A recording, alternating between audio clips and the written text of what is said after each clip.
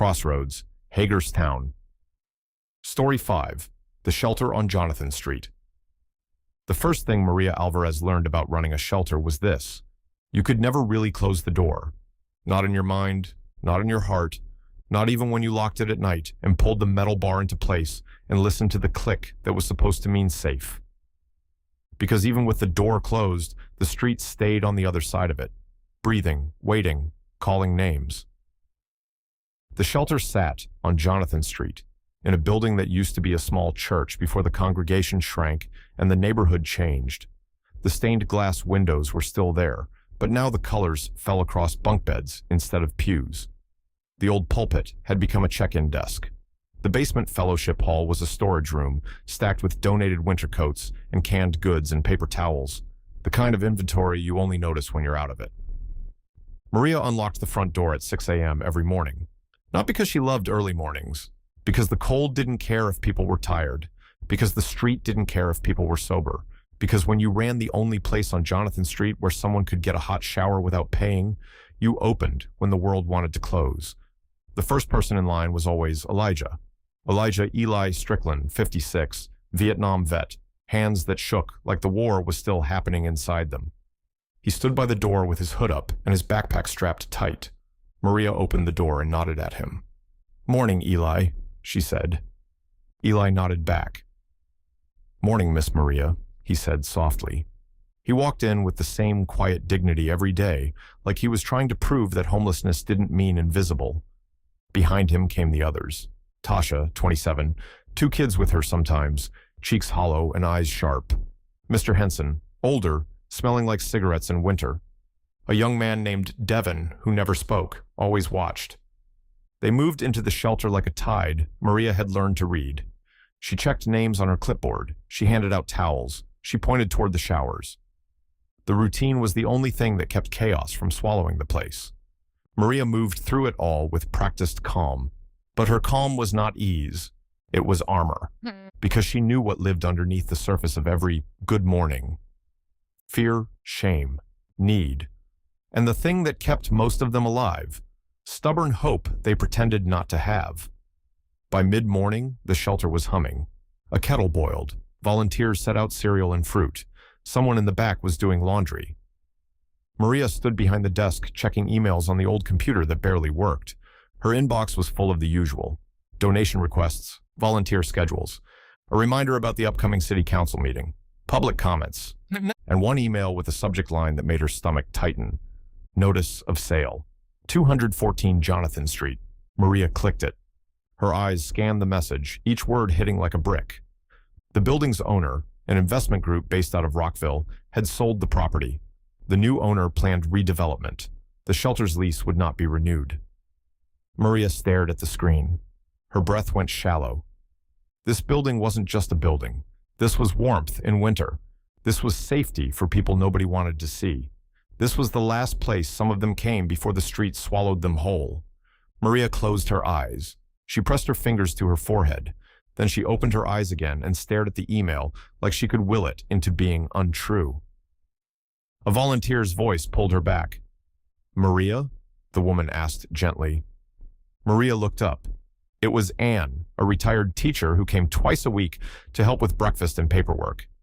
Anne's face tightened when she saw Maria's expression. "What is it?" Anne asked. Maria swallowed. "They sold the building," Maria said quietly. Anne went still. "Oh," Anne whispered. Maria nodded once, slow. "They're not renewing the lease," Maria added. Anne's face crumpled. "How much time?" she asked. Maria looked back at the email. 60 days, she said. Anne's hand flew to her mouth.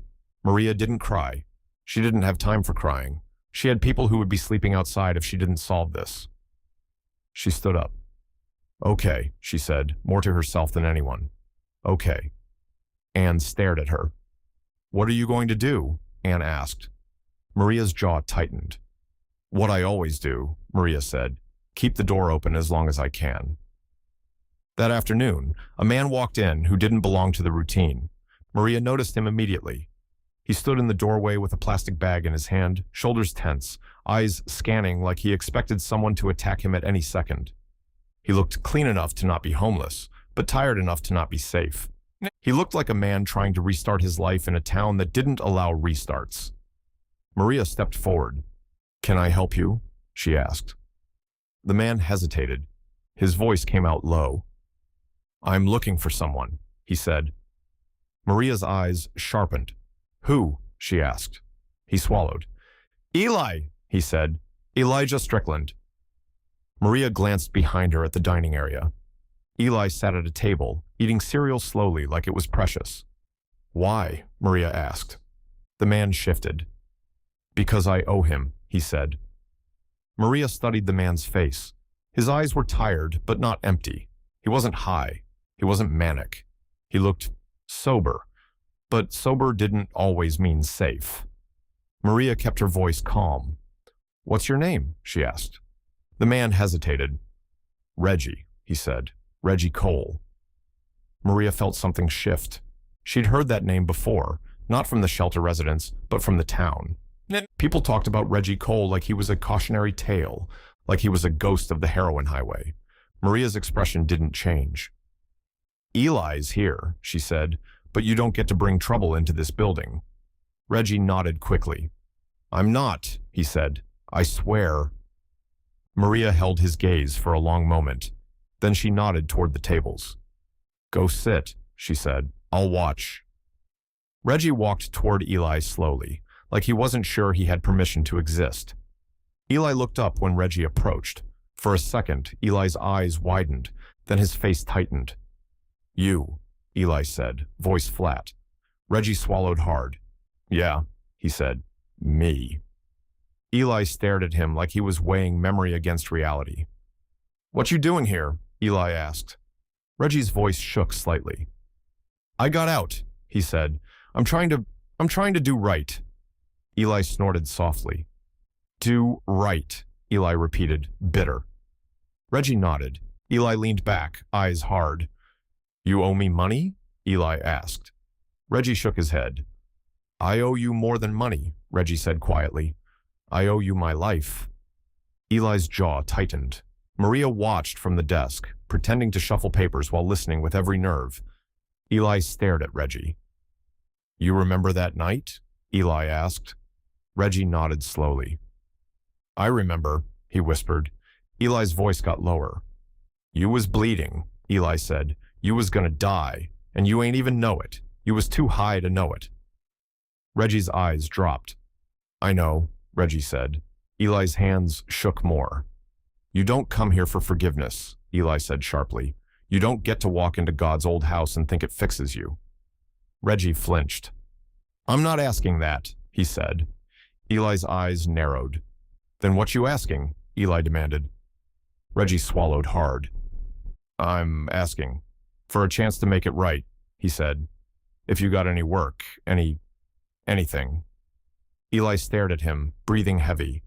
Then Eli looked past Reggie toward Maria. Maria's eyes met Eli's. Eli's expression said, "This one yours." Maria felt her stomach tighten.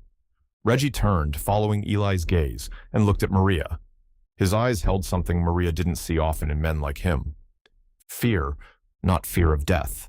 Fear of failing again. Maria stepped out from behind the desk and walked toward them. "What's going on?" she asked. Eli leaned back. "This fool wants redemption," Eli said, voice sharp. Reggie's jaw tightened, ashamed. Maria looked at Reggie. "You looking for a job?" she asked. Reggie nodded. "Yes," he said quickly.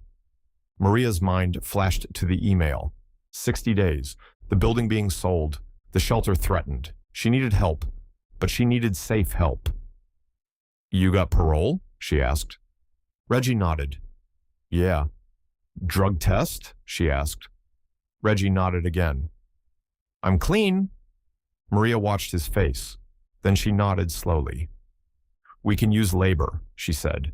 "Cleaning, repairs, moving supplies." Reggie's eyes widened slightly. "You serious?" he asked. Maria's voice stayed firm. "You mess up," she said. "You're out. You bring trouble. she added, and I call the police. Reggie swallowed. I understand, he said. Eli shook his head, muttering. Maria looked at Eli. You want him out? Maria asked quietly. Eli's eyes hardened. Then he sighed, like the weight of his life was heavy. No, Eli said. Let him work. Reggie looked at Eli, shock and gratitude mixing in his face. Eli looked away, grumbling. Don't make me regret it, Eli muttered. Reggie nodded. I won't, he said. Maria watched the two men, one broken by war, one broken by the streets, sitting at a table under stained glass. And she thought, for a moment, that maybe this is what the shelter was supposed to be. Not just a place to sleep, a place where people met their crossroads. A week later, the shelter felt different, not better, just tense. Maria hadn't told the residents about the building sale yet. She wanted a plan before she gave them fear, but fear has a way of arriving early. A man in a suit came by on a Wednesday afternoon. He didn't come inside. He stood outside the door, clipboard in hand, taking pictures of the building like it was already his. Maria stepped outside, arms crossed. Can I help you? She asked. The man looked up, polite smile in place. Maria Alvarez? He asked. Maria nodded, cautious. I'm Nathan Graves, he said. I represent Parkstone Redevelopment. Maria's stomach tightened. Parkstone. She'd heard that name. Aiden Park's company, the investor who'd been buying up downtown. Nathan's smile stayed polite. We're excited about the future of this corridor, he said, gesturing toward the street like it was a canvas. Maria stared at him. The future of this corridor includes people, Maria said flatly. Nathan's smile faltered slightly. Of course, he said smoothly, which is why we're looking into alternative accommodations for displaced services. Maria's jaw tightened. Displaced, she repeated, like we're furniture. Nathan's smile returned. I understand this is emotional, he said. Maria's voice sharpened. This isn't emotional, she said. This is survival. Nathan glanced toward the street, uncomfortable. We're willing to discuss a transitional plan, he said, but redevelopment is moving forward. Maria stepped closer. Where are they supposed to go? She demanded. Eli? Tasha and her kids? Devin? Where do you want them? Nathan's voice stayed calm. There are other shelters, he said. Maria laughed bitterly. Other shelters are full, she said. You know that. You just don't care. Nathan's eyes hardened slightly. I'm doing my job, he said. Maria stared at him. And I'm doing mine, she said. And mine involves not letting people die because someone wants a boutique coffee shop. Nathan's jaw tightened. We'll be in touch, he said. Maria watched him walk away. Reggie stood in the doorway behind her, having witnessed the whole thing. He stepped outside slowly. They trying to shut y'all down? He asked quietly. Maria exhaled. Yes, she said. Reggie stared down the street, jaw tight. Where are they going to put people? He asked. Maria shook her head. I don't know, she admitted. Reggie's face hardened. That ain't right, he said. Maria looked at him. A week ago, she'd expected Reggie to be trouble. Now she saw something else. Reggie was trouble to the people who thought they could erase the poor and call it progress. Maria's phone buzzed. She glanced at it. A message from a city council aide reminding her about the public comment session next week. Maria stared at the phone. Then she looked at the shelter, at the people inside, at the stained glass colors falling across blankets and tired faces. She made a decision. We're going to the council meeting, Maria said. Reggie looked at her. What you mean? He asked. We're going to speak, she said.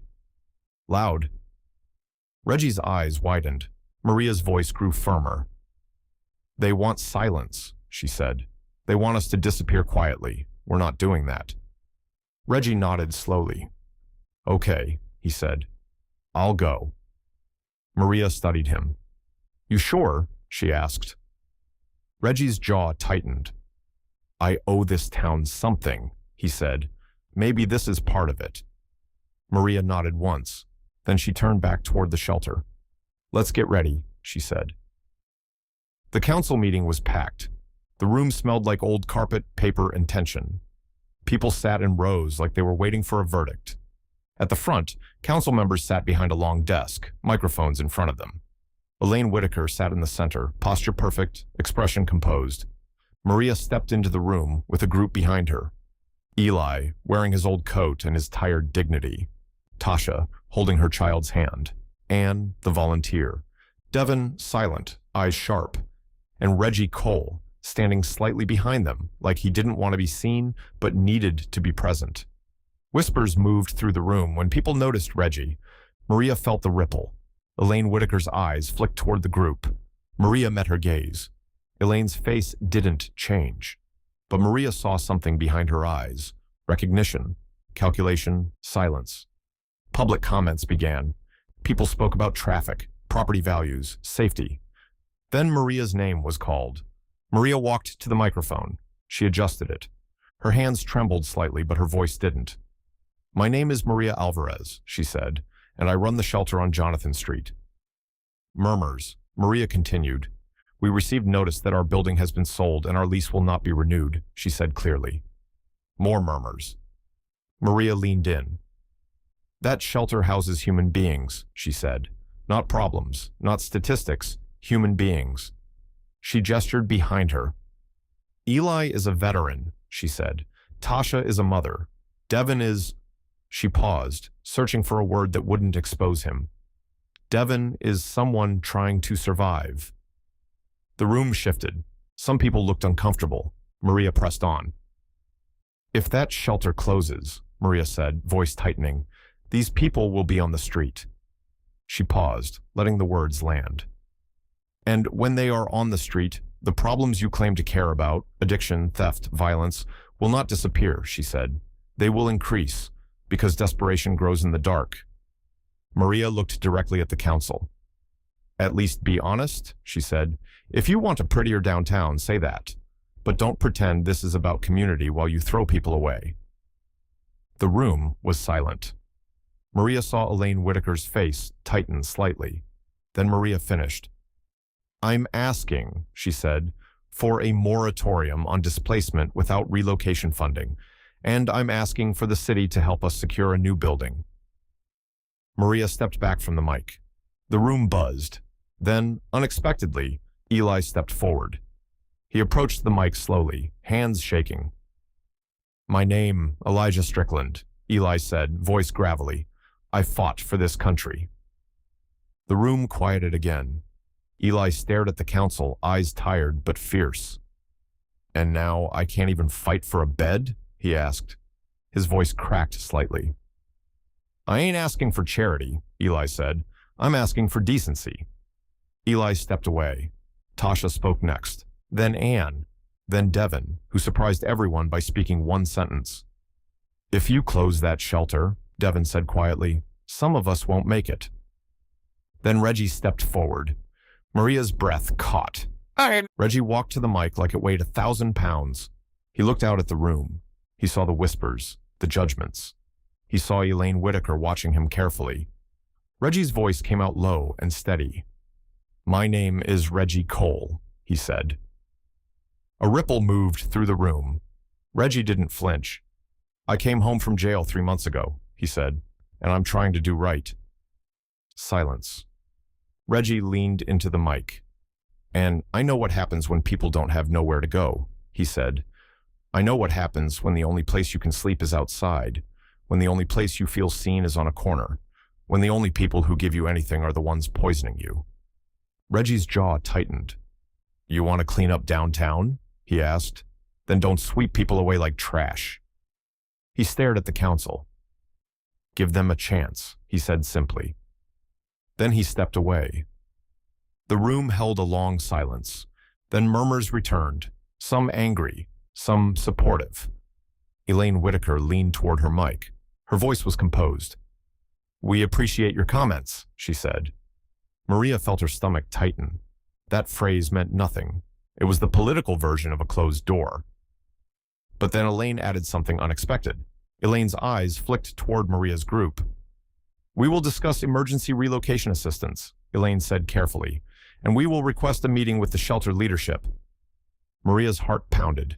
It wasn't a win, not yet, but it wasn't silence. After the meeting ended, people filed out into the hallway, buzzing. Maria gathered her group, trying to keep them close.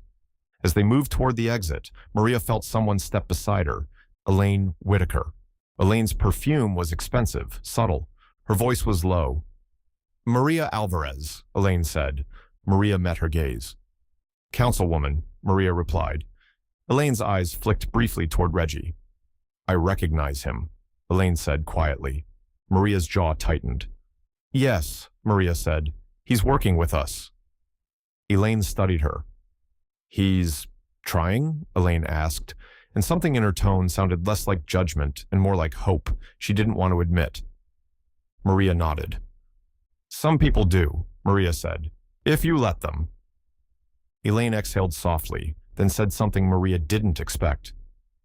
"My son is struggling," Elaine whispered. Maria froze.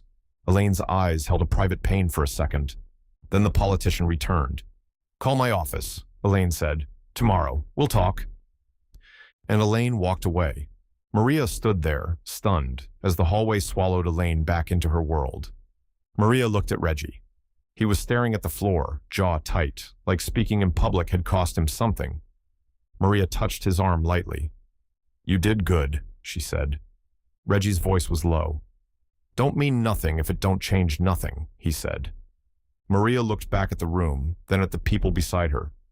Eli, Tasha, Devon, all waiting for the world to decide if they mattered. Maria inhaled deeply. "Then we make it change," she said. Outside, Jonathan Street waited, cold and hard. But now, for the first time in a long time, Maria felt something shift. The door couldn't close in her mind, not while people were still outside, not while the town still tried to pretend silence was safety. Maria walked out into the night with her people behind her, and the streetlights flickered like the town was listening. This concludes Story 5. If you enjoyed this story, please like and subscribe.